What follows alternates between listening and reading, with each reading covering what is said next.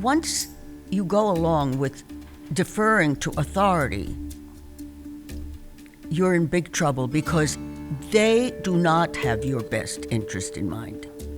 They can do a lot of harm, and they do. Much more harm has been done by public health than by any number of doctors. A doctor may be incompetent, may make mistakes, but how many people will they harm? Very few. But public health, with one swoop policy, you can kill hundreds of thousands. Let's tell your story. You were born in Romania in the same decade as my mother was born in Germany. Right. But when I was 3.5, my whole world collapsed. We were chased out of our home. In Romania? In Romania. Where in Romania? Chernovitz. Uh-huh. We had to wear the yellow Star of David as a sign of shame. We were deported and herded into a concentration camp in Ukraine. Now, you were three and a half when this happened. Yeah. So this is 1940? 41. 41. And so the Jews in Romania, it wasn't until 41 that they got to Chased you. out, yeah. And you were sent to which concentration camp? Mogilev. Okay. And I assume you don't remember it very well because you were so young. But I do remember things. See, what I remember is, first of all, being demonized as we were spreaders of disease. That's what the Nazis called the Jews. They put a great deal of fear through propaganda. You know, it's funny, the New York Times, that's what they're saying the evangelical Christians are, because they refuse to get the vaccine. I find an interesting parallel there. We're not going to go down that path. There are plenty of, but you really point remember this? Oh, I remember. Look, I think that mostly people don't give children a lot of credit. Children absorb a great deal. They hear the adults talk. They sense the fear, because there was always fear in those 3 years that I was in the camp. The fear was for me to be separated from my mother after I had lost my father to an infectious disease, typhus. So many people died of typhus Absolutely. in those camps. Yes. I know I've read the experiences of Corrie ten Boom in, I forget where she was, which camp, the one where all the women were. It'll come to me later, it doesn't matter. Yes, Ravensbrück. Ravensbrück. So your father died in the camp? Yes. Soon after. I think it was probably half a year after. Did you have siblings? The reason typhus was so prevalent is because of the conditions, overcrowding and no hygiene. Absolutely filthy. So, and that spread through lice. And so Himmler compared Jews to lice. Yeah. He said this is not about ideology, this is about health. Isn't that interesting? There's certain things you can use as a bludgeon. Yes. Health is classic. You're seeing it now with COVID. The specter of death trumps everything. And That's people right. say, I don't want you to say one word because these lives are at stake. And you think, ultimately, when are lives not at stake? They're at stake in every decision we make, and we have to have some clarity. But so, okay, you remember being there. Your father died. Must have been very traumatic. So you're a little girl with your mother in a Nazi concentration camp. What can you tell us about that? Hunger, the pain of hunger, because that's what this camp was essentially. It was to starve, and from time to time they would take men for slave labor. Some came back, some didn't. It was, as I said, fear was always hovering over, death was hovering over us. I was rescued along with a couple of hundred orphan children. My mother lied to get me out, to save me. This was in 44. By then, it was the final solution was in full swing. And they were going to liquidate all the camps. Now, for people that don't know, I mean, it's an amazing thing to think that the final solution of killing all the Jews didn't happen till fairly late. That's People right. think that it happened right away, and they think that in the 1935 this is going on. Absolutely not. No. This did not happen until more than halfway through the That's war, right. That's right. that they make this decision. That's right. So when I was rescued, I left in one of those cattle cars that were the ones that shipped everyone to concentration camps. And you were 6 or 7? Yes, 6. And then we had to have someone in Romania. We were as if returned to Romania, and Romania was a pretty corrupt regime, as all are, but their money could buy you life. So essentially, our lives were bartered for money to the Romanian head of state. And so then I had an odyssey of about 10 months en route to Palestine. Now, I've never known this. First of all, the idea that Jews in concentration camps could potentially get out. As a little girl, you got out through some. I mean, it's a bizarre thing. I've never heard of that. I'm not totally sure which organizations, got together and paid the ransom, but it was organized not from the camp, from abroad. But it's just an amazing thing. Hitler always needed money. I mean, this is so there were things that were done. There were. Yeah. Very few, obviously, and this was sort of, in a sense, I could say it's miraculous. However, one of the things that I learned during the odyssey of being alone, a child in transit, as a 6-year-old, without your mother, without my mother, and I was in transit. I was all the time. I learned to assess people. And I relied on the kindness of strangers. One couple, for example, a Romanian couple, a Christian couple, took me into their home and nursed me back to health. And I remember it very well because it was during Easter time, and they have very special eggs that they decorate, like embroidery. And at that time, it's also my birthday, in April. So I remember it very affectionately, but of course lost touch with those people. And these were just kind-hearted people. Along the route, before boarding a boat that was to take us to Istanbul and from there to Palestine. Wow. Along the route, on the train to the port city of Constanza, I befriended a family. Okay, in show business, this is what we call a cliffhanger. Ladies and gentlemen, I know you're not going anyplace, so I'm not going to tell you don't go away. Why would you? We'll be right back with Vera Sharav. What a story. I befriended a family on the train to the port city. Aha. And when we got there were 3 small boats. And I was assigned to be on the boat with all the orphan children. I refused.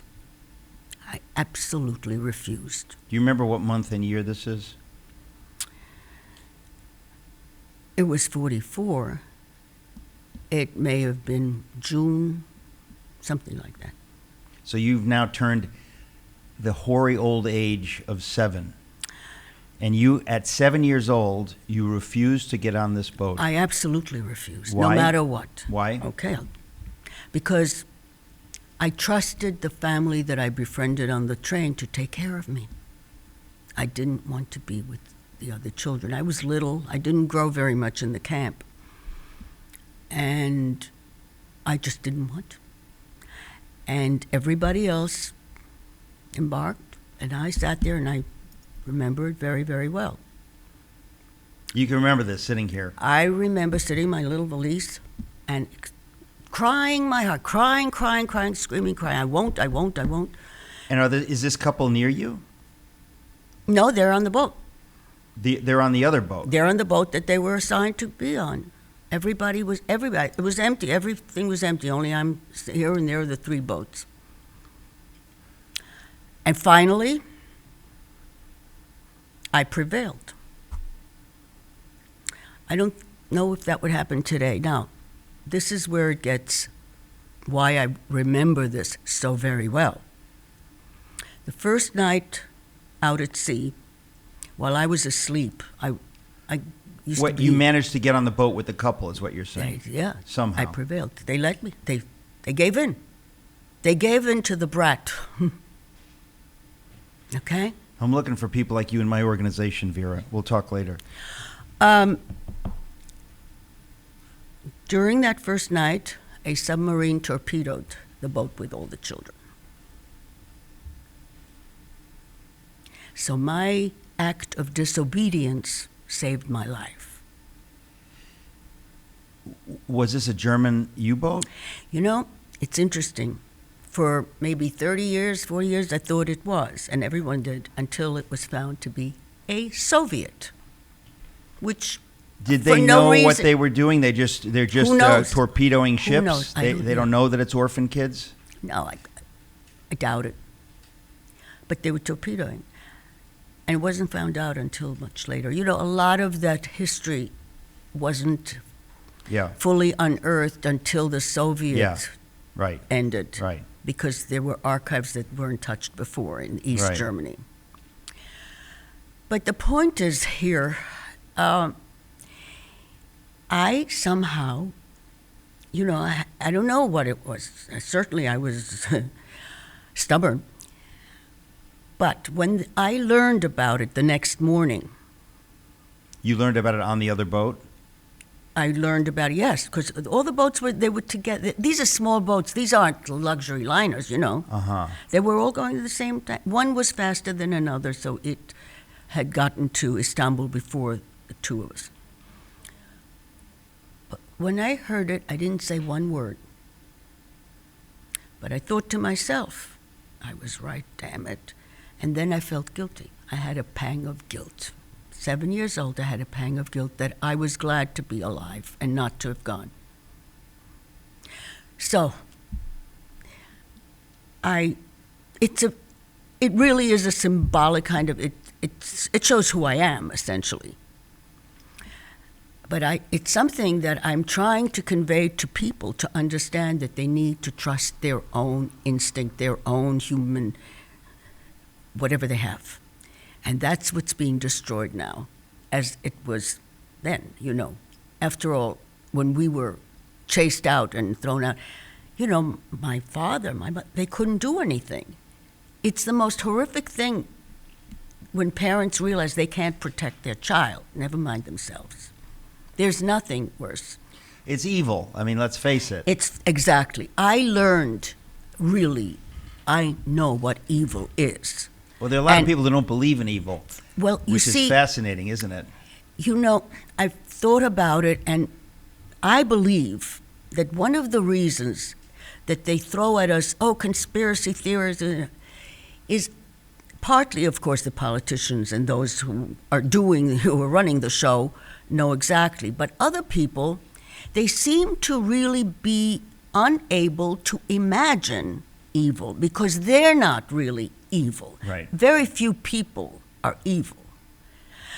But because they have others simply following along, they can do so much worse. Alone, they couldn't do it.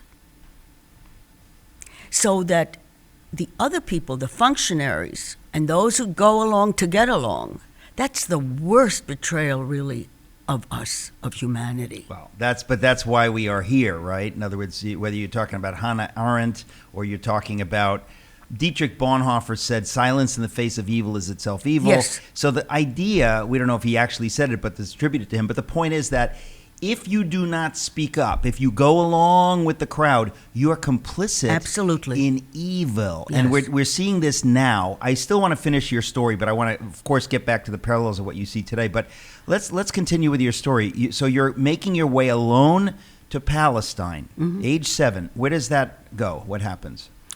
Well, when my mother sent me, she had sewn into the seams of my coat every name, every person that she could possibly think of all over the world.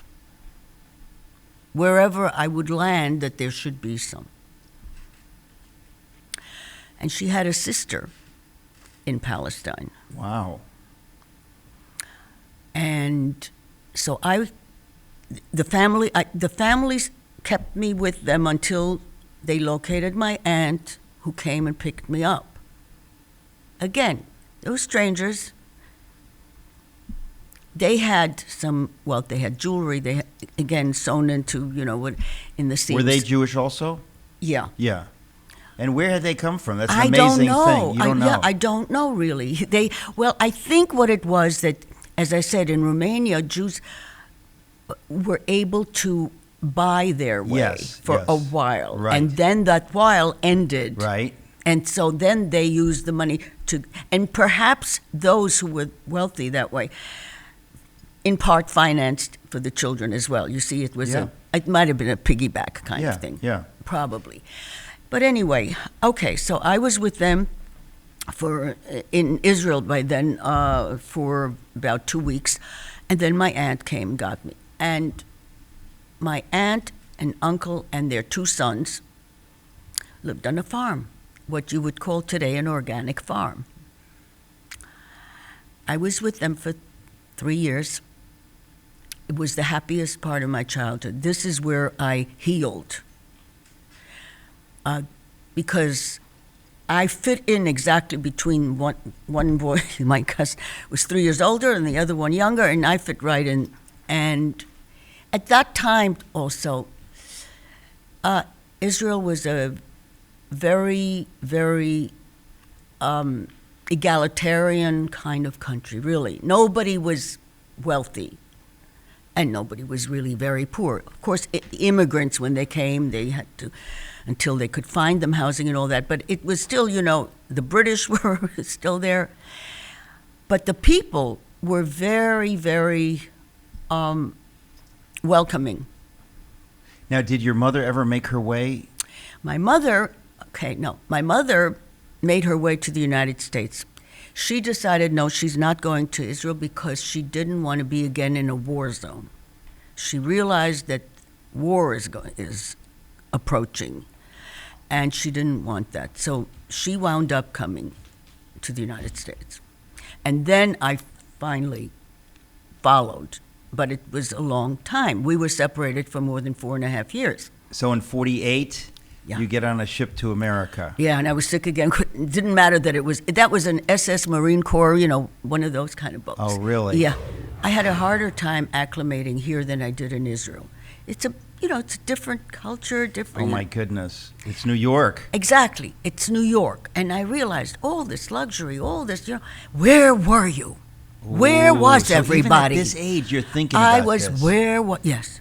Now, where were you settled in New York when you came here? Where did you go to? Oh, it was rooming houses for. But I mean, in Queens, in Brooklyn, in Manhattan, where? Very short time in Brooklyn, but then it was in Manhattan, actually, in a rooming house. In a rooming house. Yeah. But I'm saying, so this is the early 50s or whatever, it's the late 40s. It was 48, 48, and that was pretty much the whole time, yeah. Only the first 6 months we were in Brooklyn. But you've been here ever since. I've been here ever since, yes. And wow. And I've seen all the changes, the good and the bad. And right now we're in the horror zone. Well, I want to talk to you about all that, but I'm just fascinated with your story, and it's just important since we have the time to hear your story. It's a beautiful story, even maybe perhaps because there's such difficulty in the middle of it. But you, so you're a very young woman. You're with your mother. Where do you go from there? Did you go right away into the public schools? Yes. Well, we tried for, I don't know, less than a month in a yeshiva, a Jewish religious school, but I didn't like that at all. So no, because in Israel, the schools, there were actually, progressive schools and all that kind of thing. But of course, it was very, very different than here. One of the things that got lost in the shuffle with new education and all that. You know what? In Israel, during the summer vacation, we had workbooks for each subject. And we sat down at around 10 o'clock with a few other children. I was 3 others, you know, after having orange and bananas, things that are in Israel, and we do our homework. You know, and so when you came back in September, you didn't forget. That was such a positive thing to do. Here, you think of summer break as, you know, let it all out. It's just... Anyway, but as you can see, the culture was so different there than here. Yeah. So then I went to public schools, In Manhattan? Yeah. Are any of the schools still around? Yeah, I mean, I know my junior high school, Joan of Arc, is still around. Yeah. That there, you know, that was progressive, so we had special, I was in the special writing class, the special this, that, you know, it was... What I hated was actually high school. Where'd you go to high school? George Washington High School. Where? In Washington Heights. Way up. That's where Henry Kissinger grew up. That's what I was just going to say. And, you know, that doesn't make me any happier either. But it's interesting. You think all of these ethnic enclaves. Yes. I know there's a lot of Greeks up there. It's just funny how there's different, you know, lot of Dominicans, you know, different areas become different. I grew up in Jackson Heights, which was totally Jewish until we moved to Connecticut, and suddenly it became Colombians and all. No. But it's just so fascinating. So you're in Washington Heights. Why didn't you like George Washington High School? Because it was so anonymous. It was big. Oh. And just hated it. And, you know, I mean, I remember at that time they would come to give cigarettes outside, you know, the luring children to become addicted and things like that were already happening. Okay. We'll be right back. I'm talking to Vera Sharav. You can find her at ahrp.org. We'll be right back. So what launched you on the trajectory? Because I want to talk to you, of course, about you're seeing these parallels between where we are today and some of the things you experienced as a child. What launched you on the trajectory? When did you get into the professional stuff? When did you get married? How did that happen? When I was 18, I went on a year's seminar to Israel, a leadership seminar. And I met what would be my future husband, but that he was a reporter and he was a law school student. And there, for half a year, I lived on a kibbutz. So I learned what that was like, and I realized that, yeah, very nice, except that's not what I would want. You're not going to live there. So you're in a kibbutz, this is the late 50s. Yeah. I knew that I would not want to be ordered where I could work, when I could do this, that, and the other things, you know, being independent. And then I came back and finished college. And my husband came to the United States, and then we met, and then that was kind of it, and we married. We had What year did you marry? 57. 57. December bride. Oh, wow. I was young, really, but December bride. Yeah. We were married for 62 years. So you were what, 20 years old? And you were married for 62 years. Your husband passed away a year ago? Yeah. But not not COVID. Not COVID. No. But did they want to mark it down as COVID? Yes, they did. The doctor told me, I have to. I said, no, you won't. I'll fight it. He said, I have to? I have to, yes. Why? Because he was ordered to. But why? I mean, your husband did not die of COVID, so he's ordered to lie by somebody? By who? Yes, well, orders were given. Orders were given by the government to hospitals to do that, and they did. I mean, we had, for a long time, so many deaths, and what happened to the deaths from pneumonia? What happened to the deaths from the flu? Every year we have lots of people die from the flu. It was all marked as COVID. Yeah.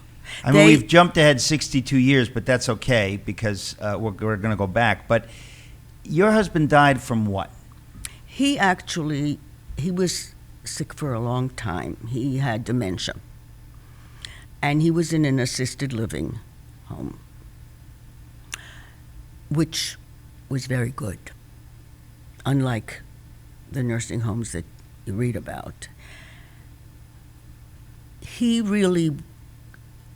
got weaker and weaker, and he really, really got weak. And I think, of course, 3 weeks we were separated because of the lockdown. That kind of finished it, but I was with him. But people aren't talking about how the lockdown is killing people. It is horrific. Yes, it's horrific what they're doing. I mean, okay, one of the important parallels that I have is between the nursing home slaughter all over Western Europe and the United States by order of government, and a project in Nazi Germany, T4. Those two are pretty much identical. I've written about T4, so I'm familiar with it, but a lot of people wouldn't be. I'll explain so it. Say what that is. The first victims of the Holocaust were not Jews. They were German infants and young children under the age of 3 who were disabled in some way. Doctors drew up protocols how to medically murder the children. There were 22 wards in hospitals and clinics whose purpose was to murder the children. This is the mid-30s. Yes, 39. Okay, late 30s. 39. The program was rather secretive, except that everybody in medicine and public health knew about it because they were given forms to fill for every child. And it was doctors, medical doctors, who selected each child, deciding whether death was due. The children were murdered slowly, starved, and barbiturates, but they wanted it to look natural. You're making a parallel when Andrew Cuomo, the governor, sent old people Yes. To nursing homes and then sent people afflicted with COVID into the nursing homes. You're saying it was intentional. They knew that Yes. they are, to use a nice term, culling the weakest elderly out. Why? Why would they do that? Okay, going back to the Nazi part, after the young children, it was children of all ages with any disability, and then was the mentally ill, and finally the nursing home residents. Now, you ask the purpose. They had sort of 3 purposes. One was to cleanse the genetic pool. Remember, we're in eugenics. We're talking about the Nazis. Yes. Yeah. If you're unfit, they wanted to kill off anybody passing on genes they don't like. So we'll murder them. Yeah. The second reason was to eliminate the economic burden of worthless eaters. Yeah. The economic burden of nursing homes is equal. What launched you into medical activism and into all that you're now doing was the death of your teenage son. It's before he died. I became active during his illness, and I received an article from the American Journal of Psychiatry, which was about an L-DOPA experiment on 28 veterans at the Bronx VA. And when I read the article, I couldn't believe it because I said, this is Nazi medicine. The article described how doctors took in these 28 veterans who had been living in the community. They were healthy at that point, but they had schizophrenia and they were on various treatments.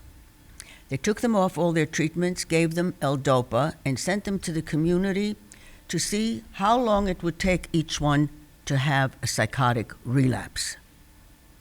I don't know what L-Dopa is, except the dope. L-Dopa is, okay, it's a drug. It's used in animal anesthetics, but it has the potential to cause psychosis. Why would they do that? Exactly. I sent the article to 2 psychiatrists that I knew, and I said, am I reading this right? And they said yes. So that's how I began. I filed a complaint with the Federal Office of Human Research Protection.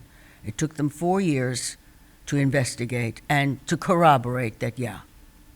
But of course, nobody went on trial.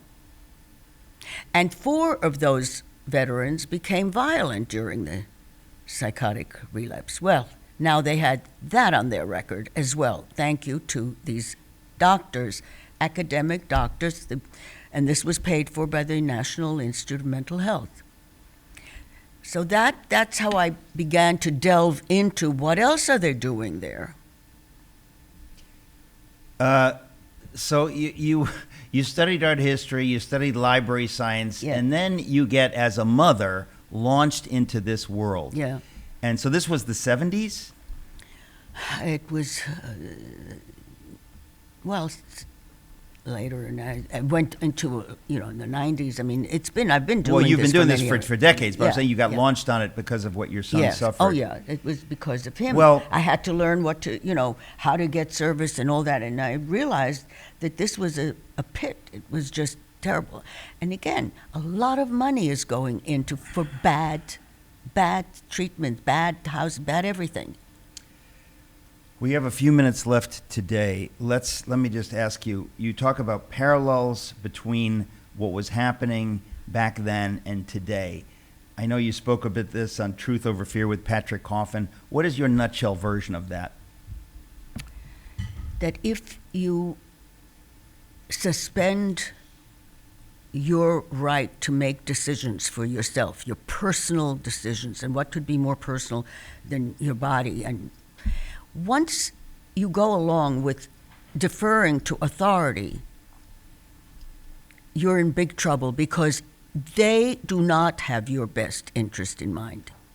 They can do a lot of harm, and they do. Much more harm has been done by public health than by any number of doctors. A doctor may be incompetent, may make mistakes, but how many people will they harm? Very few. But public health, with one swoop policy, you can kill hundreds of thousands. So no, you shouldn't trust. That's the worst thing. I mean, I know I'm in good company. Einstein said the foolish person who trusts authority, won't get at the truth.